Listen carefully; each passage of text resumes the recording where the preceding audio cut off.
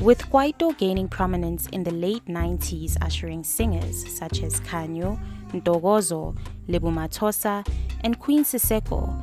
It was in 2000 when we heard of a sensation that would cause a shift in R&B by the name of TK. Born in 1974 in Soweto as the eldest child of Tebogo Menga and Wosi Shilungwa Menga of the Batsonga tribe, TK discovered her gift of singing as a young child while singing in her church choir. She had a glimpse of life as a singer through her aunt Yvonne Chaka Chaka. When the late rapper Mischief released his debut album, Life from All Angles, we were introduced to the voice of a very young TK on Place for a Wife.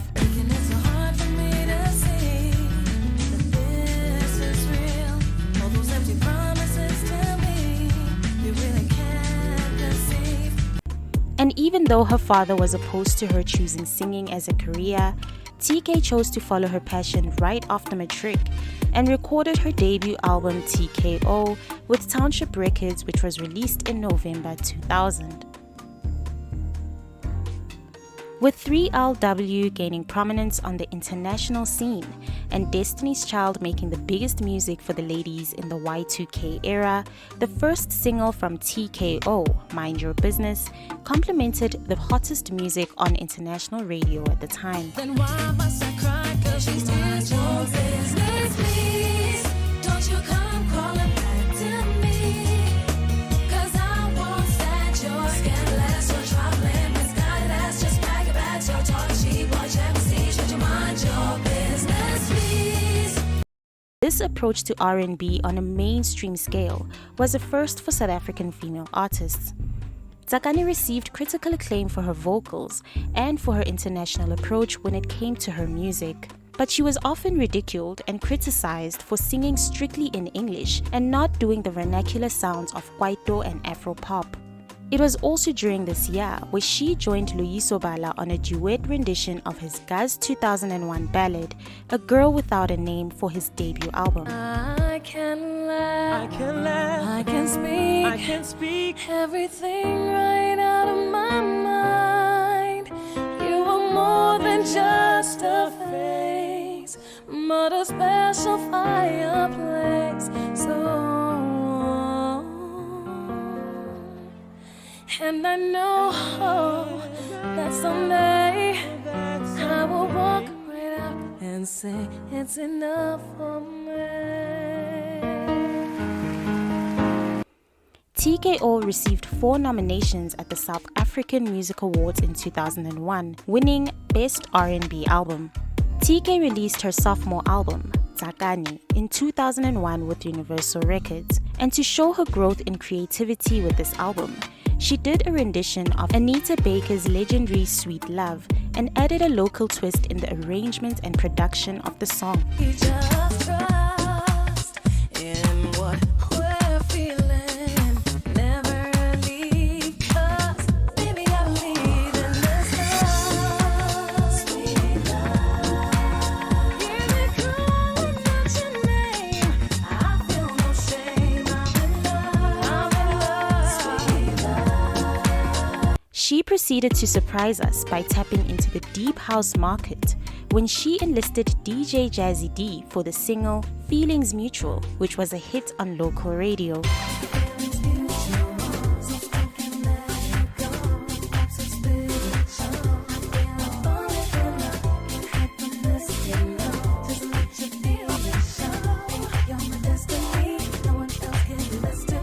The album, which was produced by Pete Martin, served as a breakthrough for aspiring singers to go the international route when writing songs by focusing on contemporary R&B. A musician who was unafraid to show her vulnerable side, rich and evocative, she rendered every entry here with note-perfect passion. Her instrument is especially fetching on Where Did I Go Wrong? Where did I go wrong? Was I wrong to begin? Was I wrong in the end? Oh, my darling.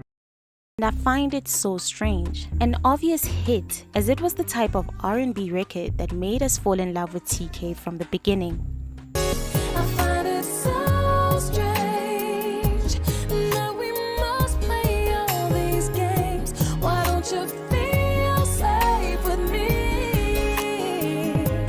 Tsakani received 4 nominations at the Summer Awards, winning Best R&B Album. It was also during this year that TK became a known featured artist in other vernacular genres, as she was featured on Mapaputi's My Love,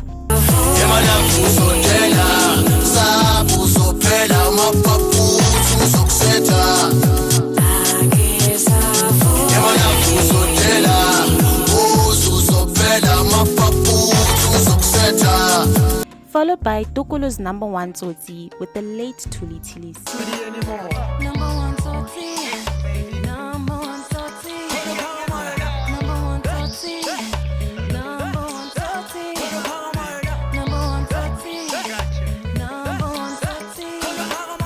Number one Tsotsi. Number one Tsotsi. In 2002, TK took part in the first installment of Celebrity Big Brother South Africa, and unfortunately became the second housemate to be evicted. In the same year, we saw TK gain more fans and more global attention. She performed with international act Foxy Brown at Gauteng R&B Hip Hop Festival and opened for Beyoncé, Keith Sweat, and Deborah Cox on their South African concerts. Polydor Records, a UK-based label that has housed the likes of Janet Jackson and Nelly Furtado, scouted TK, having wanted to sign a 7-album multi-million rand deal with the R&B singer. She was expected to work with prolific British producer Craig Dodds, whose work includes that of Amy Winehouse, Sugar Babes, and our very own Miriam Makeba. But unfortunately, the deal never came to fruition, as TK's label at the time was not willing to let her go. TK was upset about this, as she wanted to soar her wings and tap into the international market, which in no doubt would have paid attention to her music. In 2003, TK released her third and final album, Black Butterfly. The album showcased her maturity in her lyricism and abundant music styles that TK excelled in. She injected jazz, kwaito, pop, and hip-hop into her soulful take on R&B, and thus produced what we reckon is a classic album. The title track had a neo-soul influence, which was internationally popular at the time.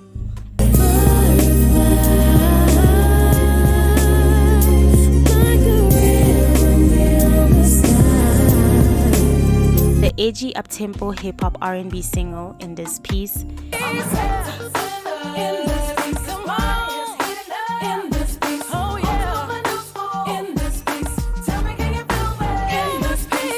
a rendition of Over the Rainbow, which feels a little eerie when listening to it on her final album, as it was also the first song she had ever sang in public at the age of 12.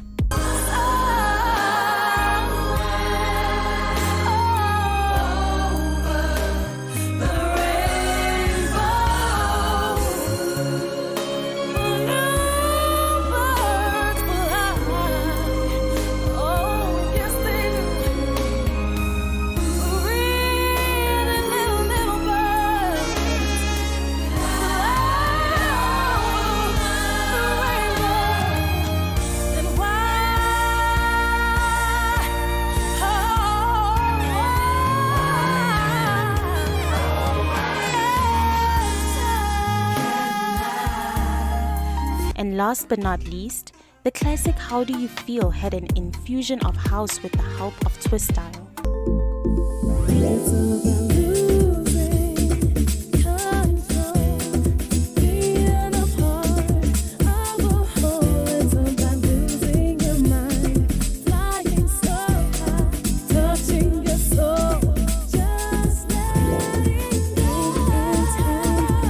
Black Butterfly earned TK 2 Summer Awards, Best Joint Composition, and her third consecutive Best R&B Album.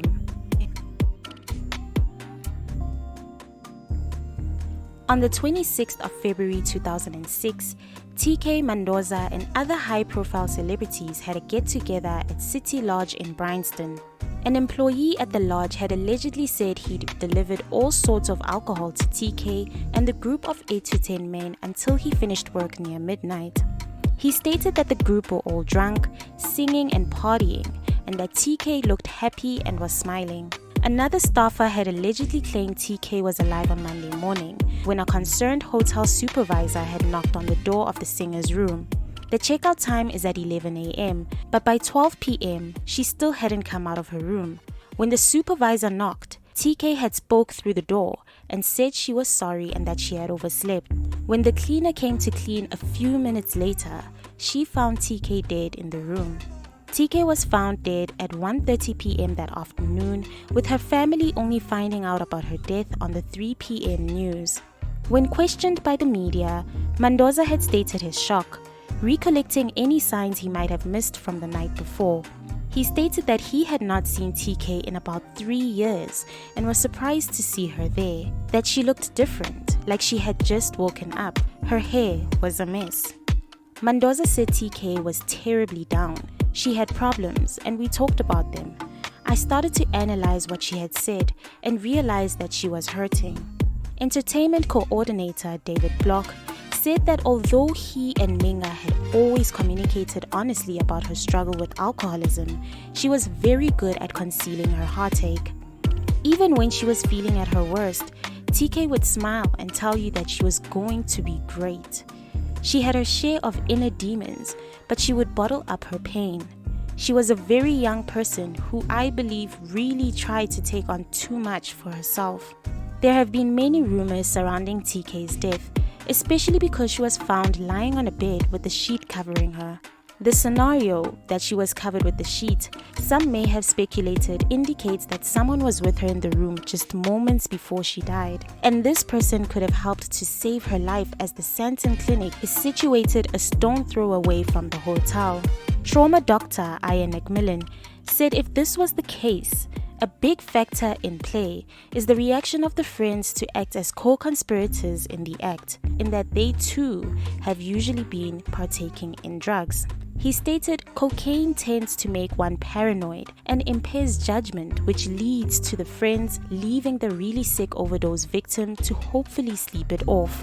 There is almost no desire to go to a hospital or seek help because of the fear of not only exposing their friend, but also themselves potentially to the law, and so she was left to die. Sadly, according to media reports, it appears the usual happened here. The paranoid friend or friends crept away hoping she would sleep it off and that there would be no consequences for any of them. TK could potentially have survived if after the correct measures were taken. It still remains unclear whether TK died of a drug overdose or drug-induced suicide. TK had a dignified funeral and was buried on the 26th of March 2006 at the Fourways Memorial Park. She was 27 years old.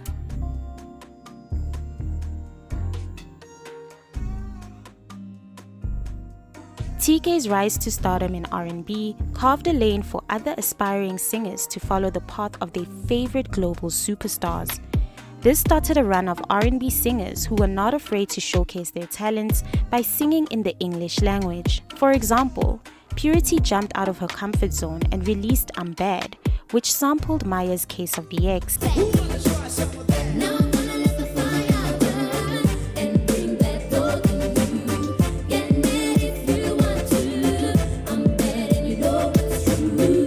KB released her critically acclaimed debut album, Beautiful Vibrations, in 2002 with a sultry and rhythmic title track that gave her counterparts a run for their money.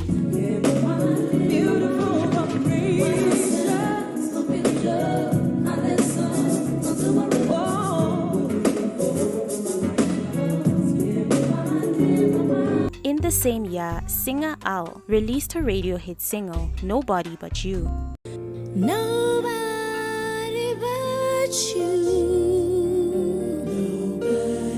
Nobody but you. So loving and true. So loving and true.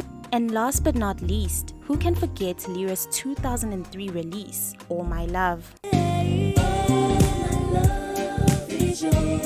I wanna give you all of me. My love is yours. I wanna give you all of me. What TK did for the R&B and house genre in South Africa should be talked about in every conversation about music. She did what many were not built to do at the time. TK made labels believe in aspiring singers who dared to follow a strictly R&B lane and not just Afropop, which was popular. At a time where our favorite house DJs were releasing mixed compilations of European house music that featured European house vocalists, TK broke a mold by collaborating with local house DJs and creating house classics. Her bodies of work are lionized as one of the finest R&B efforts in the continent. They have remained resonant and vital for audiences today. And thanks to them, we celebrate a plethora of female vocalists such as Boosie, Lady Zamar, and even Shekinah, who have made R&B and house hits. Vocals often likened to those of Mariah Carey, her impeccable voice would play on our TV screens for SABC2's Feel at Home slogan before it was changed to We Belong in 2012.